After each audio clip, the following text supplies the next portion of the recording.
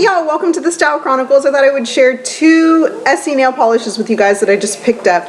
I am on the hunt for Essie's Mint Candy Apple. It is one of the only Essies that I cannot find in store anywhere. It's super weird, and I'm not sure if it was just a special, seasonal item, or if it's part of their full line, because on the website it appears to be part of the line, but for some reason it's never there, and there's no, like, when I find an Essie display, there's no clear marker as to that mint candy apple shade. So I'm guessing that it was seasonal or whatever, and that's why I can't find it. But that's kind of what I'm on the search for. The other thing, I was trying to track down the Essie Yogaga collection, because that I got an email for about maybe 2.5 weeks ago. And I posted about it on my blog, because you guys know that I am an Essie fanatic. That is pretty much the only brand that I will buy is Essie, that I actively seek out to buy. The only other nail polish brand that I really do love is the Chanel nail polish brand. I only have 2 Chanels, but I have a list of the ones that I want. But as far as Essie, this collection, like I said, I got an email that it was released about 2.5 weeks ago. I did a post about it on my blog with all the colors and everything, and I told you guys which ones I was interested in. So I was excited today to find the Yogaga collection, and these are the 2 that I picked up. There were only 4 colors there, and the other color that I really wanted was not available. So these are the 2 I picked up. And let me tell you the other ones in the collection. I'm going to be looking on my blog, so it's right here.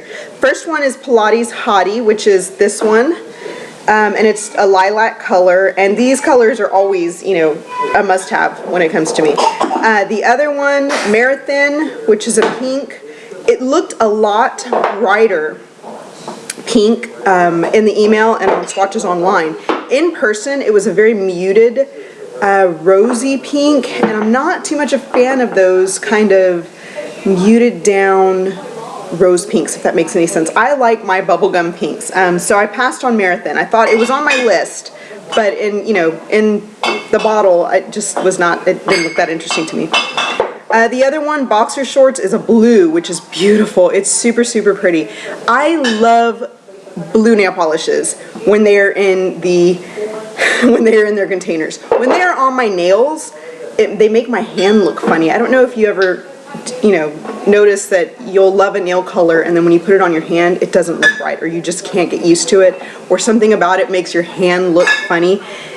Blue tone nail polishes make my fingers look really ugly. I'm not exactly sure what it is. I don't know. I guess it's, you can see my veins pretty clearly through my skin, and if you look here, you see blue veins. They're not green, they're blue. So I don't know if it's that. I'm not sure. I might have just too much blue in my skin, but that color I automatically passed on. The next one's called Spinning Again, and it's a pretty color. It's kind of it's a red, but I prefer I prefer bright reds, and that's kind of a medium toned down red, if that makes any sense. It's just not a red that I prefer.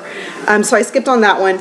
Jim Dandy is the only one that I could not get my hands on today, and it is a really pretty gray, greige, beige, wet cement color. So that one I'm going to be on the lookout for. The last one is the Yogaga, which the collection is named for, and it's this one. And it's just kind of a grayish, wet cement color, which I absolutely adore. So I'm excited for these 2, because I think they're good transitional colors into, let me get back to they're good transitional colors into fall, which I'm excited. I've already kind of stopped wearing my brights. I'm just kind of in nail polish limbo right now. I have nothing on my fingernails, nothing on my toenails even. I'm literally in like a nail polish limbo. So I'm excited for these 2, because I'll be able to wear them. I'm thinking of doing this one like now. And then maybe this one this weekend. I'm not exactly sure. But those are my Essie picks for right now.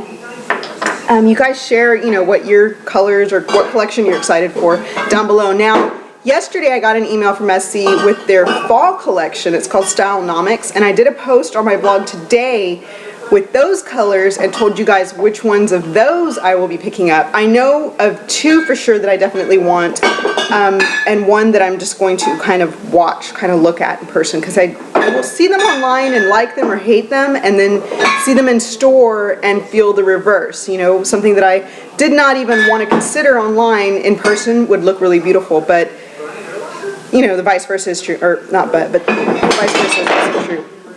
So that is where I am as far as Essie collections stand, and the mint candy apple, which I'm trying to hunt down. I hope you guys are having a wonderful week so far. I know I'm going to get questions on my makeup. I've got on Bobbi Brown's Long Wearing Foundation. On my cheeks, I've got NARS Angelica Blush.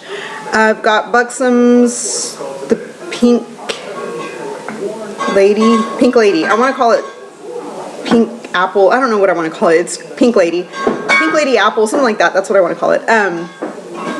On my lids, I've got Chanel's Abuli, I always get it wrong, Abuli Illusion d'Ombre eyeshadow. So that's what I've got going on. My hair, you're starting to see some of my roots. I need to touch up my hair color.